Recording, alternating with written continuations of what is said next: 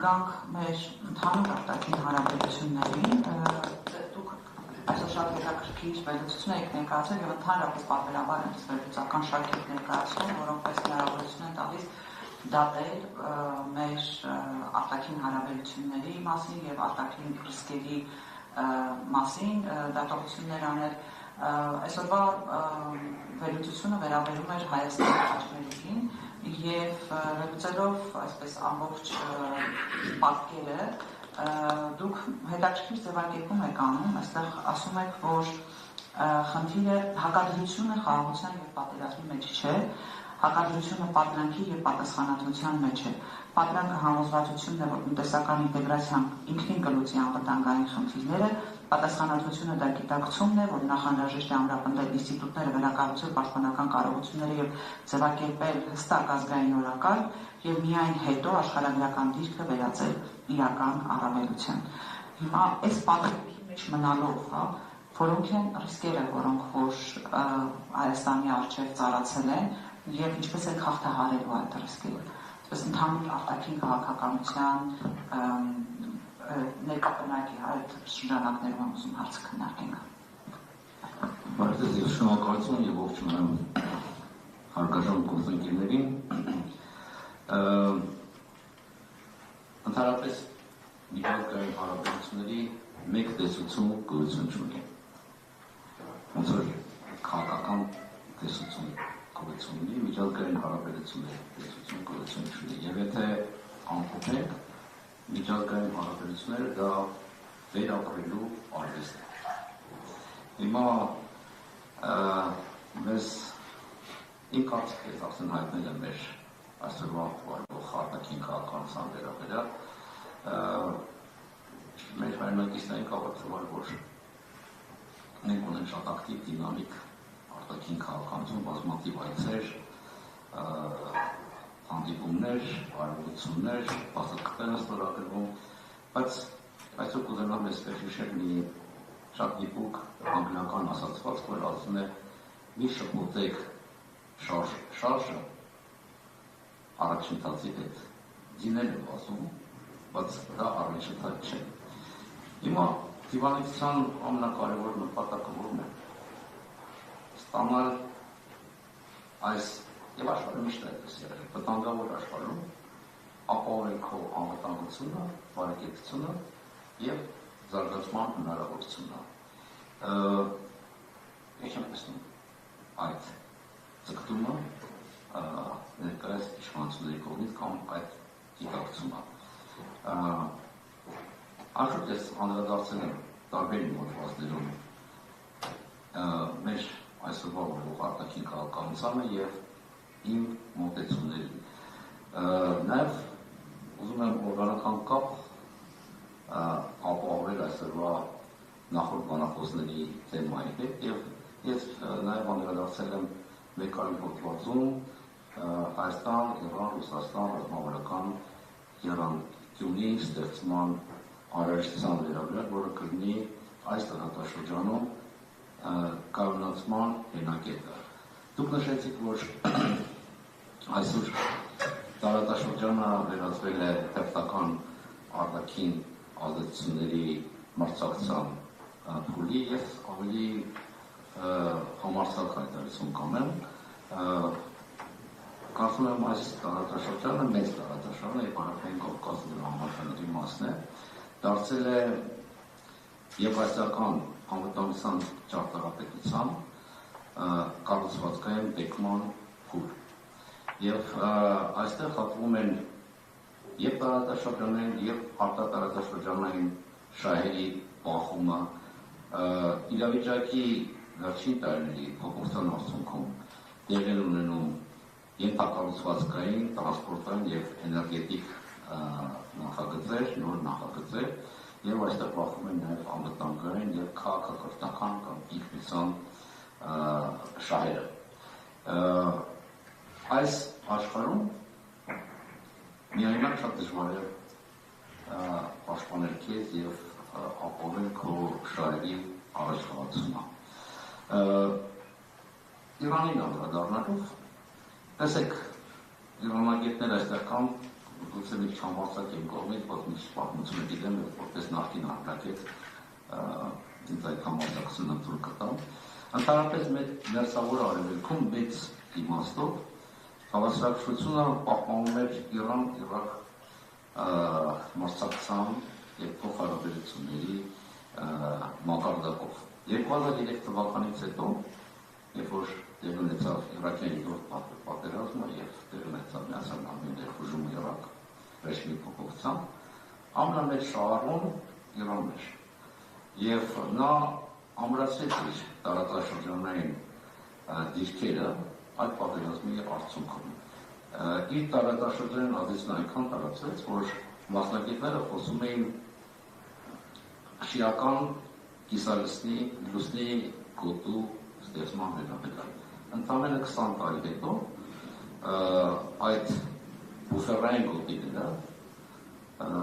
անհետացել են, իսկ Իրանը այսօր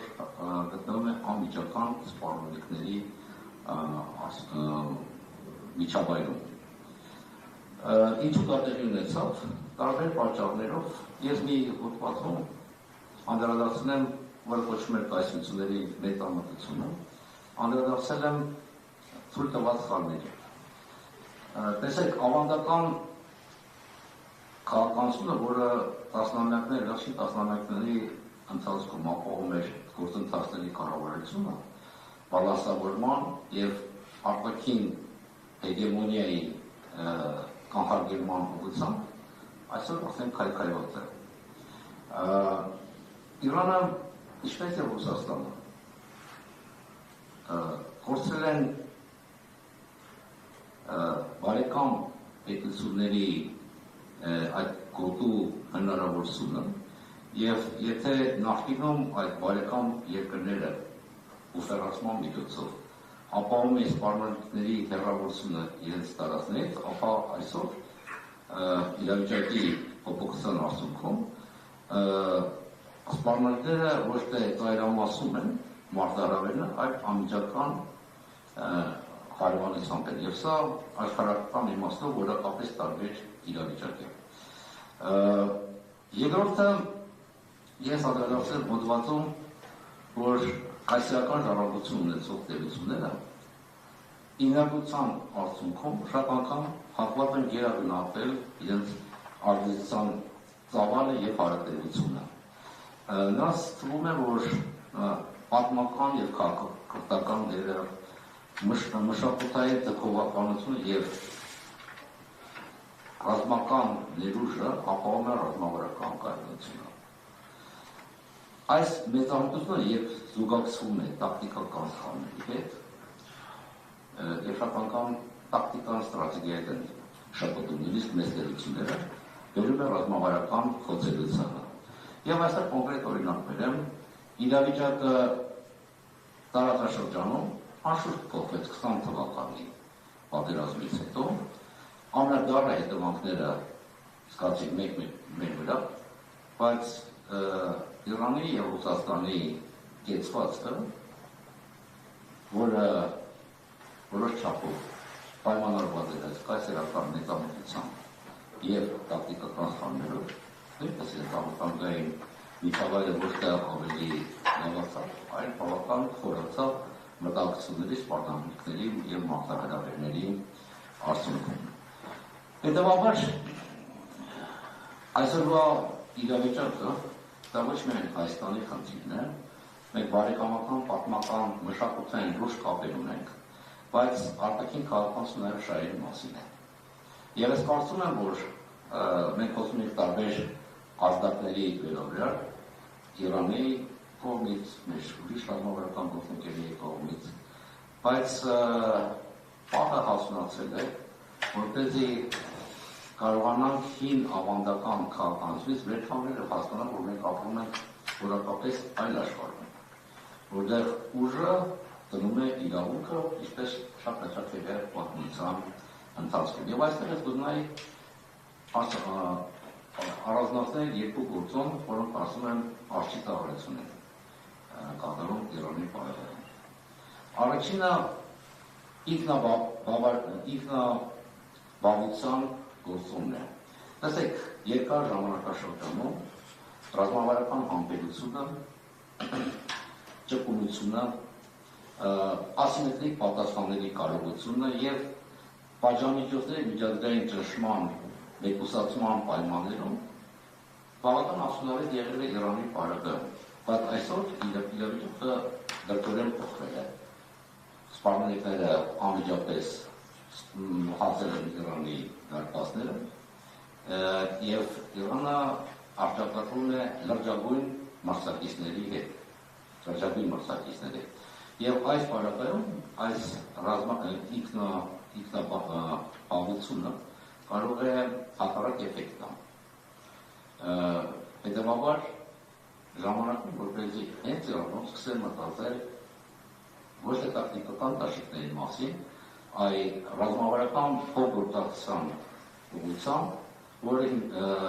որը ունենա կառուցվածքային բովանդակություն եւ նկատի ունեն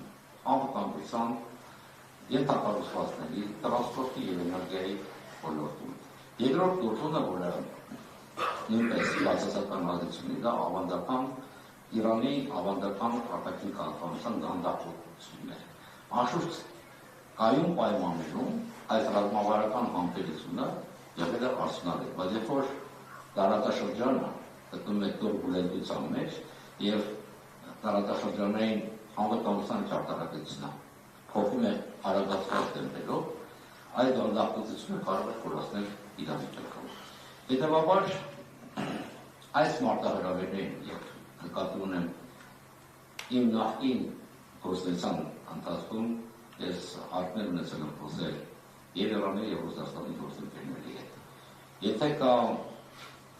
մարտահրավերների